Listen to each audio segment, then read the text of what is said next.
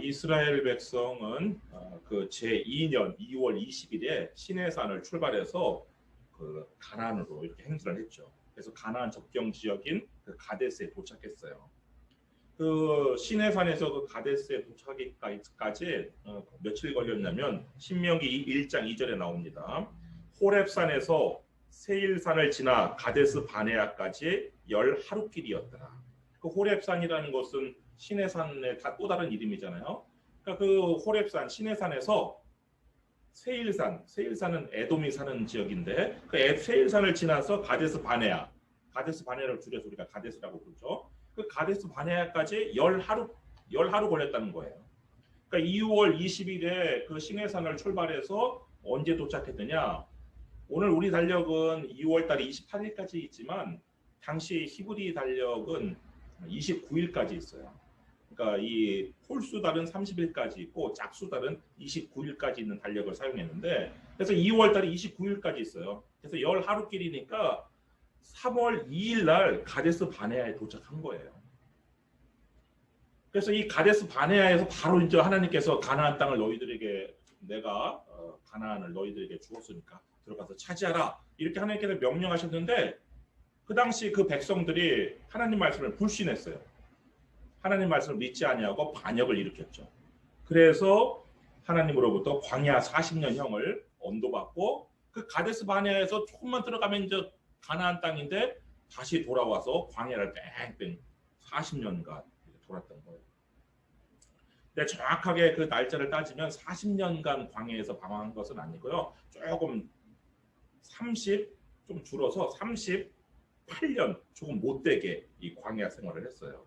그랬다가 이스라엘 백성이 다시 가데스 바네아에 도착한 게 언제냐? 제40년 1월에 가데스 바네아에 다시 도착했어요. 거기 민수기 20장 1절 말씀 보세요. 민수기 20장 1절 말씀 보시면 첫째 달에 이스라엘 자손 곧 온 회중이 신광야에 이르러 백성이 가데스에 머물더니 미리암이 거기서 죽음에 거기에 장사되니라. 40년 전에는 이 가데스에서 그 가나안으로 들어가는 그 통로를 어디를 이용하려고 했냐면 그 네겝을 거쳐서 그 헤브론으로 가는 그 족장도로를 이용해서 가나안 땅에 들어가려고 했어요. 근데 이번에는 이 두 번째 가데스에 지금 있는 이 시점에서는 그 길이 아니라 이쪽 요단강 동쪽에 난 길, 그 도로가 왕의 대로라는 도로예요. 그 왕의 대로는 아주 고대부터 있던 도로인데 그 이집트하고 이 메소포타미아를 연결하는 도로예요. 그러니까 우리가 도로라는 것이 오늘날 우리가 생각할 때는 뭐 로마가 만들었고 뭐 로마 시대 때부터 도로가 생기고 그렇게 생각할 수 있어요. 근데 그렇지 않아요. 고대 그 근동에서는 문명이 발달해가지고 이집트, 이 메소포타미아가 이미 연결하는 도로가 있었어요. 그게 바로 왕의 대로인데 이 왕의 대로가 이 지금 이스라엘이 있는 요 지역에서는 그 홍해, 그 아카바만에서 어제 제가 지도를 보내드렸는데 좀 기억하시는지 모르겠어요. 시나이 반도가 이렇게 있죠? 그럼 홍해가 이쪽도 있고 이쪽도 있어요. 이 왼쪽에 있는 홍해는 수에즈만, 그래서 수에즈 운하가 거기 있는 거고 이 오른쪽에 있는 그 홍해가 아카바만이에요. 그래서 그 아카바만에 그 홍해의 바닷가 항구 도시가 있는데 그 항구 도시가 그 에lat하고 에시온 게벨이라는 항구 도시가 있어요. 그 항구 도시에서 이제 그 아프리카와의 무역선이 솔로몬이 나중에 이제 여기서 아프리카와의 무역선을 이제 보내서 무역을 하게 했는데 그 거기를 지나가요. 그 왕의 대로가. 그래서 거기서부터 출발을 해가지고 그 위가 에돔을 거치고 그 위가 모압을 거치고 그 다음에 또 암몬 이렇게 거쳐서 다메섹, 오늘날 다마스커스, 시리아죠. 그 시리아를 거쳐서 그 유브라데 강으로 흘러가는 가는 그 도로가 그게 왕의 대로예요. 근데 이 모세가 이번에는 첫 번째 가나안 진입을 할 때는 그 족장도로를 이용해 가지고 네겝 그다음에 헤브론 요 산지길을 이용하려고 했는데 이번에는 이 족장도로를 이용해서 가나안으로 진입하려고 해요. 그래가지고 먼저 이 모세가 한 일이 뭐냐, 족장도로가 저기 왕의 대로가 지나가는 에돔 왕에게 사신을 보내요. 14절 말씀 보세요. 민수기 20장 14절로 오셔서 모세가 가데스에서 에돔 왕에게 사신을 보내며 이르되 당신의 형제 이스라엘의 말에 우리가 당한 모든 고난을 당신도 아시거니와. 이게 어떤 관계냐면요. 이 에돔하고 이스라엘이 어떤 관계냐면요. 에돔은 원래 에서의 후손이에요. 에서. 그리고 이스라엘은 야곱의 하나님께서 야곱을 이름 바꿔준 게 이스라엘이잖아요. 그래서 이 에서와 야곱은 쌍둥이 형제예요. 쌍둥이 형제였는데 이제 야곱이 형이 받아야 될 축복을 가로채는 바람에 이제 막 원수지간이 됐다가 나중에 화해하잖아요. 화해할 때 이 야곱이 형 에서한테 이런 식으로 얘기를 한 거예요. 내가 당한 고난을 당신도 아시거니와. 뭐 이렇게 얘기했는데 지금 그거를 인용해가지고 지금 에돔 왕에게 당신과 우리는 원래 형제가 아니니까 내 부탁을 좀 들어달라. 뭐 이런 식으로 지금 운을 띄는 거예요. 그래서 마지막 그 청이 뭐냐? 17절에 나와 있는 거. 16절 그 중간부터 보시면 이제 우리가 당신의 변방 모퉁이 한 성읍 가데스에 있사오니, 이 가데스가 그 에돔의 변방에 있다는 걸 알 수 있겠죠. 청하건대 우리에게 당신의 땅을 지나가게 하소서. 왜냐하면 그 왕의 대로가 이 에돔 땅을 지나가거든요. 우리가 밭으로나 포도원으로 지나가지 아니하고 우물물도 마시지 아니하고 왕의 큰 길로만 지나가고, 이 왕의 큰 길이 왕의 대로예요. 왕의 대로의 이름을 그러니까 고유명사예요. 왕의 큰 길로만 지나가고 당신의 지경에서 나가기까지. 그러니까 그 에돔을 거쳐서 이제 모압으로 이 왕의 대로가 연결되어 있거든요. 그러니까 이 에돔 땅을 다 지나기까지 왼쪽으로나 오른쪽으로나 치우치지 아니하리이다 한다고 하라 하였더니, 이렇게 사신을 보냈어요. 당신하고 나하고 우리 형제인데 우리가 지금 가나안으로 가야 되는데 당신의 그 영토에 있는 왕의 대로를 좀 이용할 수 있도록 우리가 절대로 당신한테 어떤 피해도 입히지 않을 테니까 제발 그 길을 사용할 수 있도록. 근데 이 왕의 대로라는 것은요, 군사적인 목적으로도 사용되고 이 상업적인 목적으로도 사용된 도로예요. 그래서 상인들이 그냥 다니는 도로예요. 사실은 뭐 이렇게 허락받고 다녀야 되는 도로는 사실은 아니에요. 그때 워낙 지금 인구가 많으니까 지금 허락을 받는 건데, 원래 그 도로는 누구나 이용하는 도로예요. 뭐 대상들이 상인들이 이용하는 도로고 여행객들이 다 이용하는 도로인데, 이렇게 지금 인구가 많은 이 이스라엘이기 때문에 지금 이렇게 요청을 하는 건데, 이걸 단칼에 거절해요. 에돔 왕이. 18절 말씀 보시면 에돔 왕이 대답하되 너는 우리 가운데로 지나가지 못하리라. 이렇게 단칼에 거절하고, 그러면서 내가 칼을 들고 나아가 너를 대적할까 하노라. 그러니까 네가 우리 지경에 들어오기만 하면 우리랑 싸울 각오를 해라. 뭐 이런 식으로 얘기하는 거죠. 근데 그게 너무 그 길이 가나안으로 들어가는 참 좋은 도로거든요. 이름이 큰 길이잖아요. 그래서 지나가기 좋은 도로기 때문에 이스라엘 입장에서 한 번 더 사정을 해요. 19절 말씀 보시면 이스라엘 자손이 이르되 우리가 큰 길로만, 이 큰 길이 왕의 대로라고 그랬죠. 큰 길로만 지나가겠고 우리나 우리 짐승이 만약에 당신의 물을 마시면 그 값을 낼 것이라. 우리가 도보로 지나갈 뿐인즉 아무 일도 없으리이다 하나. 그러니까 이스라엘이 이번에는 혹시라도 물을 마시면 우리가 돈으로 보상하겠다고 얘기를 해요. 그러니까 제발 우리는 그냥 비무장 우리는 백성들이니까 그냥 도보로만 지나갈 거니까 네가 만약에 걱정하는 어떤 일도, 너한테 어떤 피해나 어떤 해도 입지 않으니까 제발 우리를 지나가게 해달라, 이렇게 얘기하는데 다시 한번 또 이 에돔 왕의 고집을 꺾지를 않죠. 20절 그는 이르되 너는 지나가지 못하리라 하고, 이번에는 에돔 왕이 많은 백성을 거느리고 나와서 강한 손으로 막으니, 아예 왕의 대로 들어가는 입구에 군대를 끌고 왔어요. 딱 막아서 못 지나가게. 그래서 이 이스라엘은 이 에돔 땅을 우회할 수밖에 없었어요. 그리고 왕의 대로를 이용하지 못하고 이렇게 우회할 수밖에 없었어요. 그래서 그 우회해서 간 곳이 어디냐? 호르산이에요. 22절. 이스라엘 자손 곧 온 회중이 가데스를 떠나 호르산에 이르렀더니 여호와께서 에돔 땅 변경 호르산에서, 그러니까 이 호르산도 에돔의 그 경계 바깥에 변경에 있다는 걸 알 수가 있죠. 호르산에서 모세와 아론에게 말씀하시니라 이르시되, 이 호르산에 왔는데 이스라엘 백성들이 예기치 않게 이 호르산에서 한 달 이상 머무르게 되는 일이 하나님께서 주어진 명령으로 말미암아 그런 일이 생긴 거예요. 어떤 명령을 하셨느냐? 24절. 아론은 그 조상들에게로 돌아가고, 조상들에게로 돌아간다는 말은 죽는다는 뜻이에요. 내가 이스라엘 자손에게 준 땅에는 들어가지 못하리니 이는 너희가 무리바 물에서 내 말을 거역한 까닭입니다. 지난번에 그 무리바 물에서 이 모세가, 하나님께서는 반석에게 명령해서 물을 내라, 그렇게 명령해서 물을 냈어야 되는데 이 모세하고 아론이 하나님 말씀을 불신하고 반석을 지팡이로 쳐서 물을 낸 그 사건 때문에 지금 모세와 아론이 가나안 땅에 들어가지 못한다고 얘기하고, 그런데 아론의 끝이, 아론은 여기까지라는 거예요. 하나님께서 더 이상 갈 수 없다는 거예요. 이 호르산까지라는 거예요.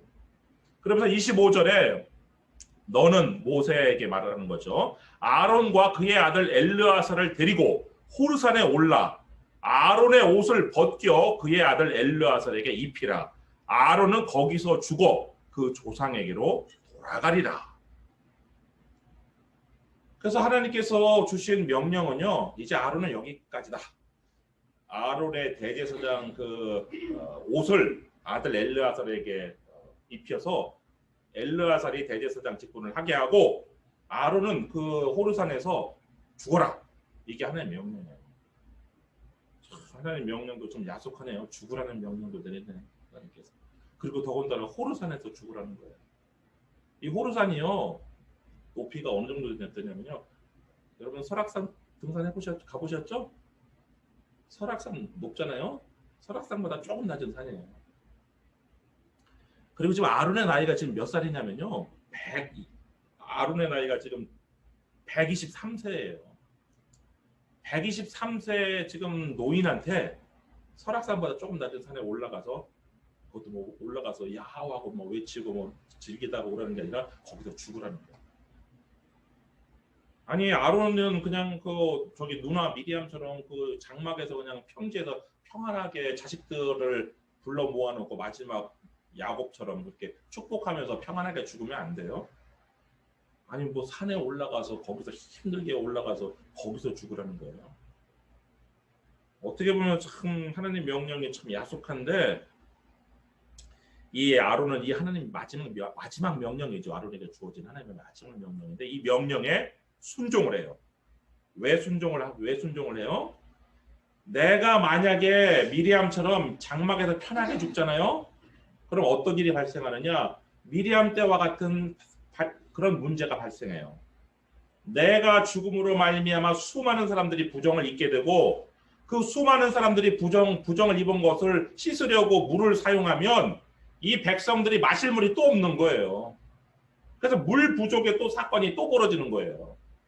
그래서 이 아론은 나 혼자 산에서 죽으면 아무에게도 피해를 끼치지 않아요. 그래서 하나님의 이 마지막 명령에 순종을 해서 그 노구를 이끌고 그 높은 산에 올라가는 거예요. 그래서 이 모세와 아론과 엘르아살 세 명이 이 백성들의 목전에서 산에 올라가요. 27절 말씀 보시면 모세가 여호와의 명령을 따라 그들과 함께 회중의 목전에서 호르산에 오르니라. 그런데 오를 때요, 모세가 아론은 이제 죽으러 가니까 여러분들 마지막 작별 인사하세요 이렇게 말하지 않았어요. 이 백성들은 하나님의 어떤 새로운 명령을 받으려고 올라가나 보다 이렇게 생각했어요. 원래 시내산에서도 그렇게 올라갔으니까. 근데 보니까 내려올 때 보니까 분명 올라갈 때는 3명이 올라갔는데 내려올 때는 2명이 내려와요. 그리고 분명히 올라갈 때는 아론이 입었던 대제사장의 의복을 엘르아살이 입고 있어요. 그제서야 이제 백성들이 눈치를 챈 거죠. 아, 아론이 저 산에서 혼자 남겨졌구나. 죽음을 저 산에서 맞으려고 혼자 남겨졌구나. 28절 말씀 보시면 모세가 아론의 옷을 벗겨 그의 아들 엘르아살에게 입히매 아론이 그 산 꼭대기에서 죽으니라. 모세와 엘르아살이 산에서 내려오니 온 회중 곧 이스라엘 온 족속이 아론이 죽은 것을 보고 그를 위하여 30일 동안 애곡하였더라. 지금 이스라엘 온 족속이요, 이 아론이 그 산 꼭대기에서 죽은 것을 보고 깨닫고 이 아론의 그 희생에 대해서, 아론이 그 산 꼭대기에서 왜 그렇게 혼자 죽을 수밖에 없었는지 그 희생에 대해서 이 회중들이 생각하면서 스스로 누가 뭐 30일 동안 애곡하라고 시키지 않았어요. 이 이스라엘 족속이 스스로 30일 동안 곡을 한 거예요. 여러분, 아론을 보면요, 아론이 뭐 실수도 하고 실패도 하고 많이 했지만 이 아론의 마지막은요, 백성들을 위한 희생으로 이렇게 자신의 생을 마감을 해요. 이거를 보면서 우리는 희망을 가질 수 있는 것이죠. 우리가 뭐 과거에 또 지금도 잘못하는 것, 실수투성이 있지만 우리가 마지막 우리가 죽을 때에는 많은 사람들에게 감동을 주고 희생을 통해서 감명을 줄 수 있다는 것을 우리가 할 수가 있는 것이죠. 그래서 이 30일 동안 이 호르산 아래에서 이 이스라엘 백성들이 일종의 국장을 치르는 거예요. 아론의 국장을. 장례 애도를 하고 있는데 갑자기 청천벽력 같은 소식이 들어온 거예요. 전쟁이 터진 거예요. 오늘 본문 1절 말씀 보시면 네겝에 거주하는 가나안 사람 곧 아랏의 왕이 이스라엘이 아다렘 길로 온다함을 듣고 이스라엘을 쳐서 그중 몇 사람을 사로잡은지라. 지금 이스라엘 백성들은요, 네겝 쪽으로 가지도 않아요.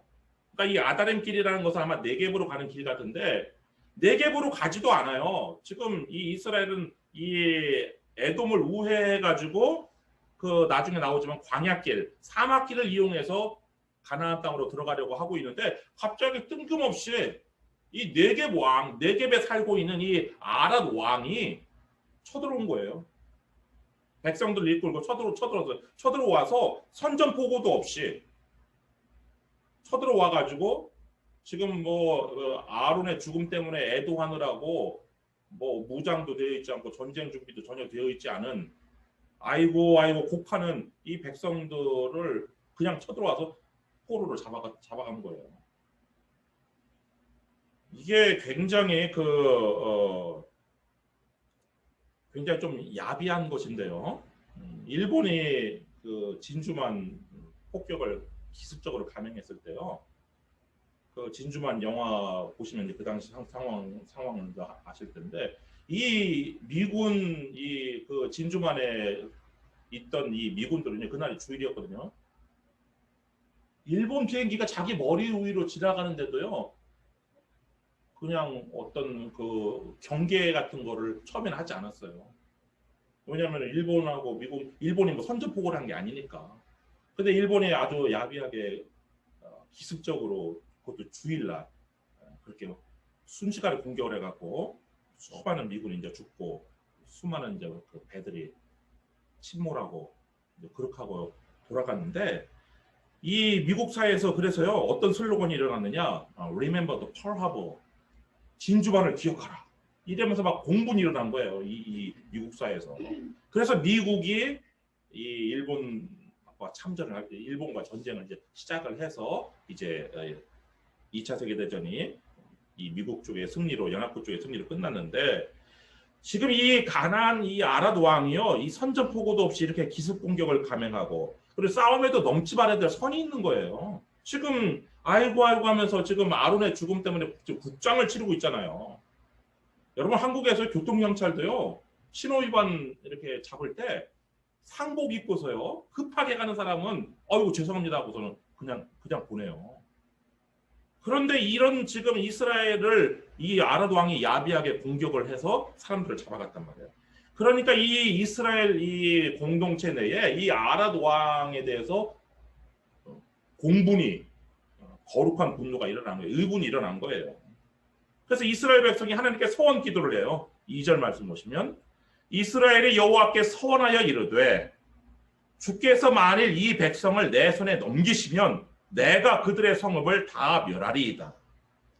지금까지 서원은요 다 개인적인 서원이에요. 야곱의 개인적인 서원 그리고 나시린의 개인적인 서원. 근데 이번에는 이스라엘의 공동체 차원에서 하나님께 서원을 드려요. 하나님께서 만약에 이 아랏 왕을 우리에게 붙여주시면 우리가 그 성읍을 진멸하겠습니다. 이 성읍을 진멸하겠다는 것이 왜 서원의 내용이 될 수 있냐면요. 고대 전쟁은 약탈 전쟁이에요.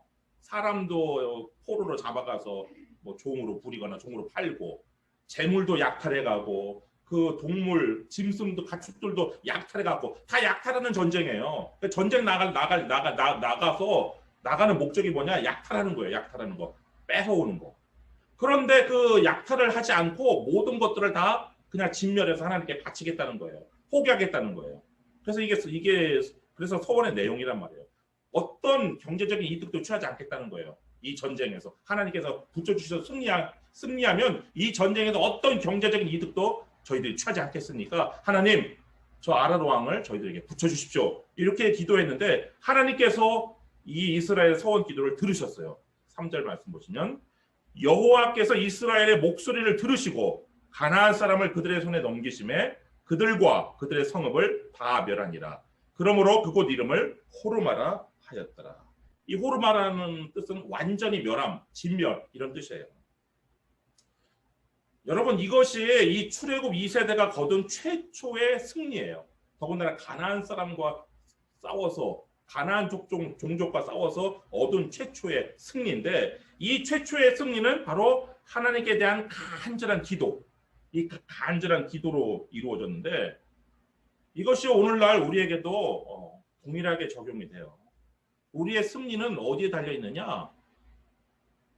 돈이나 인맥에 달려 있는 게 아니에요. 전쟁의 승패는 여호와 하나님께 달려 있어요. 그래서 하나님께 드리는 간절한 기도.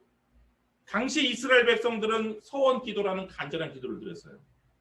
성경에 나오는 간절한 기도의 예로는 뭐 서원 기도, 금식 기도, 그리고 예수님께서 십자가 달리시기 전에 하셨던 철야 기도. 뭐 이런 것들이 성경에 등장하는 간절한 기도의 형식들인데 이런 간절한 기도로 이 이스라엘 백성들이 승리한 것처럼 여러분도 간곡한 기도로 승리를 경험하시기를 주님의 이름으로 축원합니다.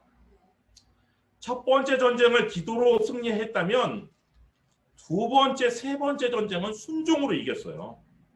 이 이스라엘 백성은 아랏 왕과의 전쟁에서 승전하고 아론에 대한 애곡을 마친 후에 그 호르산을 출발했어요.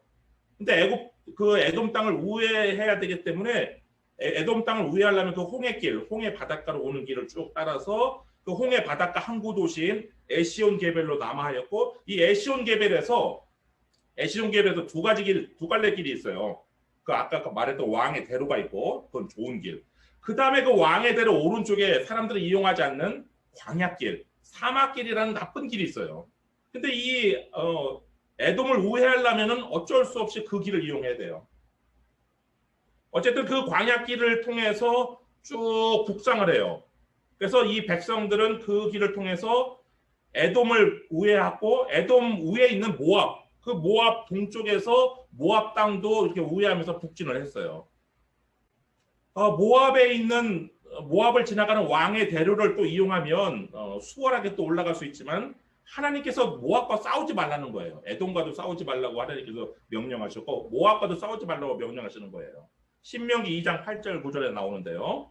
우리가 세일산에 거주하는 우리 동족 에서의 자손을 떠나서 아라바를 지나며 엘랏과 에시온 게벨 곁으로 지나 행진하고 돌이켜 모압 광야길로 지날 때에 그 광야길로 지금 가나안 땅으로 북상하고 있는 거예요. 여호와께서 내게 이르시되 모압을 괴롭히지 말라.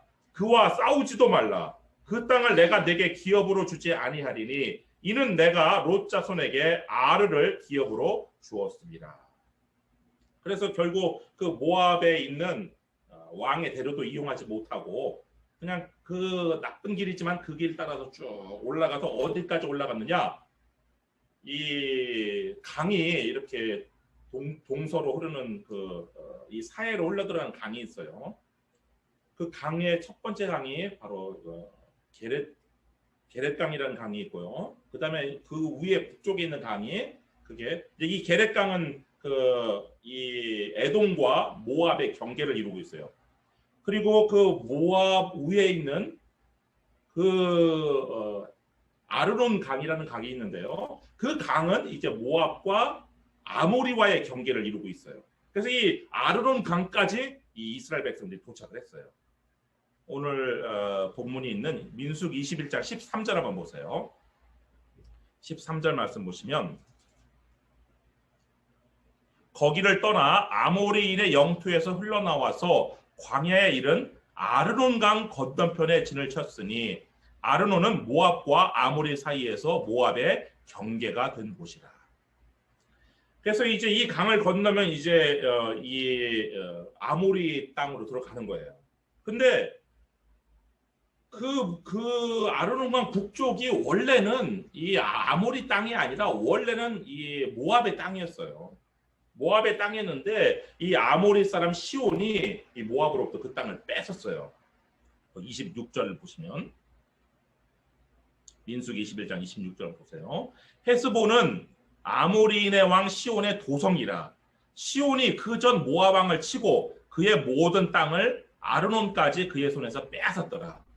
그러니까 그 아르논 강에서부터 아르논 강 북쪽에서부터요. 그 우리가 잘 알고 있는 야복강, 야곱이 기도했던 강이죠. 그 야복강까지의 그 땅을 원래는 이 모압 땅이었는데 이 모압의 땅을 지금 이 아모리 사람 시온이라는 사람이 뺏어가지고 자기 왕국을 세웠어요. 거기다가 그 자신의 그 수도는 헤스본이라는 도시를 자신의 수도로 삼고 자신의 왕국으로 만들었는데, 처음에 이 이스라엘이요, 처음에는 전쟁하려는 마음이 없었어요. 이 시온 왕한테 역시 또 사신을 보내요. 사신을 보내서 길만 좀 이용할 수 있도록 이렇게 요청을 해요. 21절 한번 보시면 이스라엘이 아모리 왕 시온에게 사신을 보내어 이르되 우리에게 당신의 땅을 지나가게 하소서. 우리가 밭에든지 포도원에든지 들어가지 아니하며 우물물도 마시지 아니하고 당신의 지경에서 다 나가기까지 왕의 큰 길로만 지나가리이다. 여기 왕의 큰 길이 왕의 대로예요. 그렇게 처음에는 평화롭게 요청을 했단 말이에요. 그런데 23절 시온이 이스라엘이 자기 영토로 지나감을 용납하지 아니하고, 뭐 용납하지 아니할 수 있어요. 그런데 그 다음이 문제예요. 그의 백성을 다 모아, 자신의 그 나라 백성들을 다 모았대요. 다 모아 이스라엘을 치러 광야로 나와서 야스에 이르러 이스라엘을 침으로. 그러니까 이거는 조금 얘기가 다르죠. 지금 아까 에돔 왕이 못 지나가게 군대를 끌고 와가지고 막은 거하고는 차원이 틀린 거예요. 다 끌고 왔대요. 다 끌고 와가지고 그냥 이스라엘을 공격한 거예요. 그럼 이건 뭐의 동기가? 단순하게 못 지나가게 하는 게 동기가 아니라 이스라엘을 공격해서 이스라엘이 가지고 있던 모든 걸 다 뺏겠다는 것이죠. 이스라엘이 가지고 있던 그 애굽의 부, 그것들을 다 이스라엘 사람들 다 포로로 잡아갖고 또 어떻게 팔아 넘기고 막 짐승들 다 빼앗아, 그런 목적이에요. 그런 목적으로 지금 쳐들어온 거예요. 그런데 이 이스라엘 입장에서요, 이게 도시국가, 아까 첫 번째 이겼던 왕은요, 아랏 왕은 도시국가 왕이에요. 그냥 한 도시가 하나의 국가인 그 도시국가 왕인데, 이 시온 왕은요, 영토가 꽤 넓은 이쪽 아르논 강에서부터 야복강까지 이르는 그 영토가 꽤 넓어요. 그 영토를 다스리고 있는 한 국가의 왕이 지금 모든 백성들을 끌고 왔단 말이에요. 그러니까 첫 번째 전쟁과는 급이 달라요. 지금 두 번째 전쟁은. 그러니까 이게 지금 어떻게 보면은 이스라엘 입장에서 고민이 되는 전쟁이에요. 이거 전쟁을 해야 되는 것인지 아니면 뭐 선물을 조공을 바치면서 화친을 해야 되는 것인지 고민이 되는데 오늘 본문에는 이 민수기 21장에 나오지 않지만 하나님께서 뭐라고 말씀하시느냐? 신명기 2장 31절 말씀 보시면 그때 여호와께서 내게 이르시되 내가 이제 시온과 그의 땅을 내게 넘기노니 너는 이제부터 그의 땅을 차지하여 기업으로 삼으라 하시더니 하나님께서요 이 시온과 그의 땅을 넘기시겠다라고 말씀하셨어요. 그리고 그 시온의 땅을 차지하라고 명령하셨어요. 40년 전에 이 출애굽 1세대는요 하나님께서 가나안 땅을 주시겠다고 말씀했지만 믿지 않았어요. 불신했어요.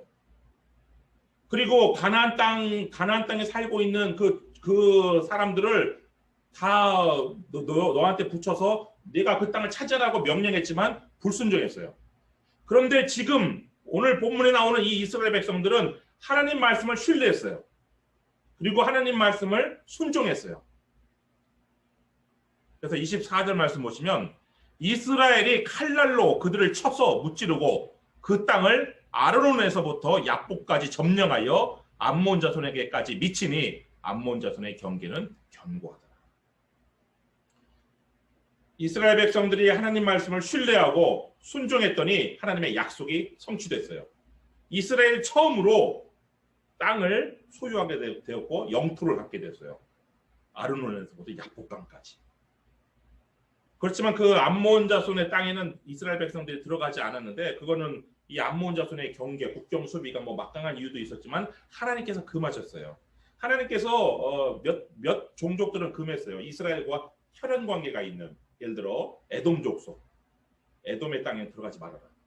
그 다음에 이 모압과 암몬은 루스의 자손이거든요. 롯의 자손이거든요. 롯은 아브라함의 조카잖아요.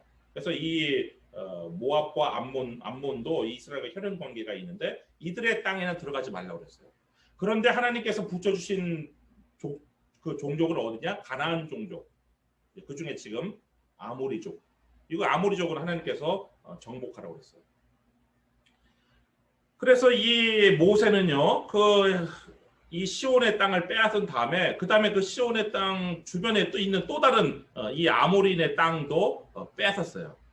그 32절 말씀 보시면 모세가 또 사람을 보내어 야세를 정탐하게 하고 그 촌락들을 빼앗고 그곳에 있던 아모리인을 몰아내었더라. 그래서 아모리인을 또 몰아내고 그 땅을 정복했어요. 뺏었어요. 그리고 이제 북쪽으로 계속해서 지금 진군을 하고 있는데 그러자 그 북쪽에 있는 갈릴리 호수 동쪽에 있는 갈릴리 호수 동쪽을 바산 지역이라고 그러는데 그 바산 왕 오기, 이름이 오게요. 자신의 전군을 출전시켜 가지고 이 남진을 했어요. 거기 33절 말씀 보시면 그들이 돌이켜 바산길로 올라가, 바산길은 이제 북쪽으로 올라가는 길이에요. 올라가매 바산 왕 오기 그의 백성을 다 거느리고 나와서 그들을 맞아 에드레이에서 싸우려 하는지라. 그런데 이게 자꾸 첩첩산중이에요. 맨 처음엔 그 아랏 왕은 도시국가, 그 다음에 이 시온 왕은 그래도 영토가 넓은 지역이지만 지금 바산 왕 옥보다는 한 체급 밑에예요. 이 바산이란 지역은요, 지금 이 시온 왕이 다스리던 그 영토보다 훨씬 크고 넓고 그리고 굉장히 비옥한 땅이에요. 그래서 부가 굉장히 부한 나라의 강력한 국가의 왕이에요. 그 왕이 자신의 전군을 끌고 내려오니까 모세 입장에서도 조금 마음속에 두려움이 찾아왔어요. 그런데 하나님께서 말씀하시는 거예요. 34절. 여호와께서 모세에게 이르시되 그를 두려워하지 말라. 두려움이 찾아온 모세에게 두려워하지 말라라고 하나님께서 말씀하세요. 그리고 내가 그와 그의 백성과 그의 땅을 내 손에 넘겼나니 약속을 해주세요. 너는 헤스본에 거주하던 아모리인의 왕 시온에게 행한 것 같이 그에게도 행할지니라 명령하세요. 그런데 이 하나님의 약속의 말씀과 이 약속의 말씀을 신뢰하고 이 명령에 순종을 했어요. 35절 말씀 보시면 이에 그와 그의 아들들과 그의 백성을 다 쳐서 한 사람도 남기지 아니하고 그의 땅을 점령하였더라. 모세가 이스라엘에 순종한 하나님 말씀 약속을 신뢰하고 순종한 결과는 완전한 승리였어요. 지금 이 바산왕 옥의 왕자들과 모든 군대가 한 사람도 남기지 않고 전멸을 했어요. 그리고 이 바산왕 그 옥의 그 넓은 영토가 다 이스라엘 땅이 되었어요. 여러분 기도로 이 첫 번째 승리를 거둔 이 이스라엘은 두 번째, 세 번째는 순종으로 승리를 거두었어요. 기도와 순종 이것이 승리의 비결이에요. 승리의 비결은 다른 데 있잖아요.